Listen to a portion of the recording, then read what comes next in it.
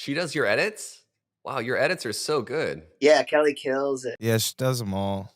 She learned Premiere Pro just for the podcast. Like, it was amazing. Yeah, she's super talented. She's gotten so good, especially the last, I'd say even the last couple months, the last few clips have been really good off the podcast. Man. That's awesome. And she does all the research and to do with the algorithm upcoming and all this stuff. When all that changes, she's on top. Yeah, 'cause Kelly's like very business background. She's been, working in business and stuff for the last 10, 11 years. So she really brings in that. And that's what's really helped me on my end as well, on my own personal business, is she's just really understands all that stuff and teaches us. And it really does make a difference at the end of the day. Mm-hmm. You got to do your research. Yeah, Doug and I both are the same way. Kind of just find someone who knows what they're doing and really kind of use them as a mentor to guide you. Because then it also helps you to just be able to focus on, doing the stuff to shine through the content, and then they take care of the back end. What do you guys think as you look back on? It sounds like you guys both been doing it for a minute now. What do you think your biggest success was? Can you talk us through what your biggest win was? Your most viral post? I don't know.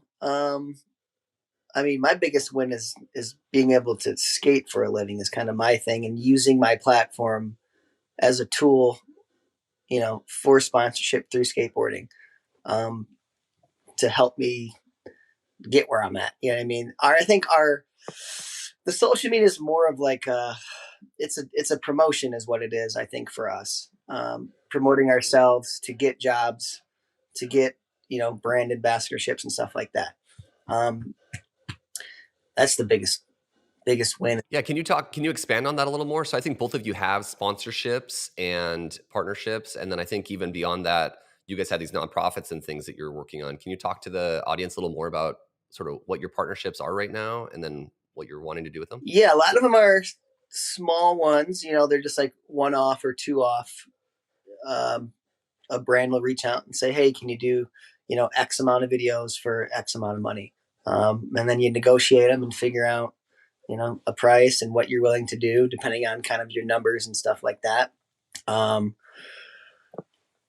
That's really it. Once you get your numbers up and you get your views up, especially looking at your analytics, and I have, Anthony has really good numbers as far as like actual engagement and stuff like that. Influencer stats, huh? Yeah. You got to look at all that stuff and then share those with brands, and you just kind of reach out to people that we're stoked on. Like, dude, let's hit them up. And we hit them up and hopefully hear back from them and work something out. When did those opportunities start to present themselves? Like, I mean, were you guys like, okay, we're going to start reaching out now? Or did you get an inbound call? And it first started with people reaching out to me, at least on my end. And then me realizing, I should reach out to other brands too. And if they're interested, they're interested. So yeah, I'd say like, I think it used to be like right around 100,000 followers. Now I think you need to be a little bit higher, I think, to really get ambassadorship and stuff like that. Think that's true, Ant? Yeah, I also think Instagram's a little bit of a dying art Yeah. at this point. It's still a great tool for exposure and a network of people, but I really think a lot of brands are focusing more towards TikTok at this point and things like that. It's actually wild to see. But yeah, I didn't even start my brand thinking I would ever get brand deals or anything like that. Honestly, it was more during the pandemic and election. I had like no social presence. My wife and I did like a cross country music tour when the pandemic hit, of me setting up in like remote locations, live streaming me playing to the world. And when I say the world, I mean like 5 people on Facebook. And then we get back and I was just scrolling through Facebook and it was like so depressing. Like, people were like really putting people down and it was just nasty and negative, and it was actually making me sick. I've never paid attention to it that much, and it was affecting me, and I was like, how the hell can we like make an impact, even if it's for like 100 people, like spread some stoke or positivity. And then it just started from me introducing myself in a video that kind of blew up, and then just kept going on from there and there and there. Like, it just kept going and it just kept blowing up. And then, all these brands start reaching out, and I say no to a lot of brands. Like, I probably say no more than I say yes, because it's a brand I don't believe in or align with.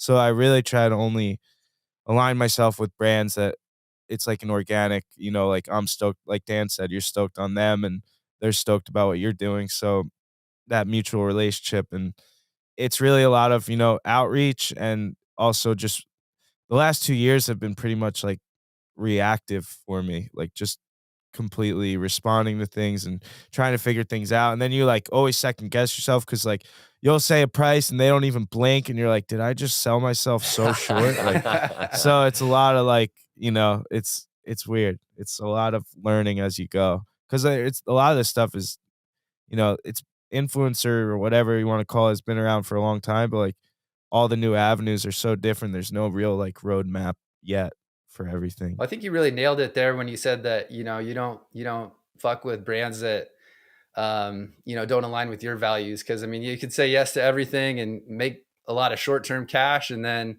pretty soon your reputation goes down the drain because you're attaching your name to brands that. Yeah, you're like a little brand slut. Everyone can see it. You're like, this guy only cares about getting brand deals, and he's just throwing all these ads in our face. So I try to keep it minimal.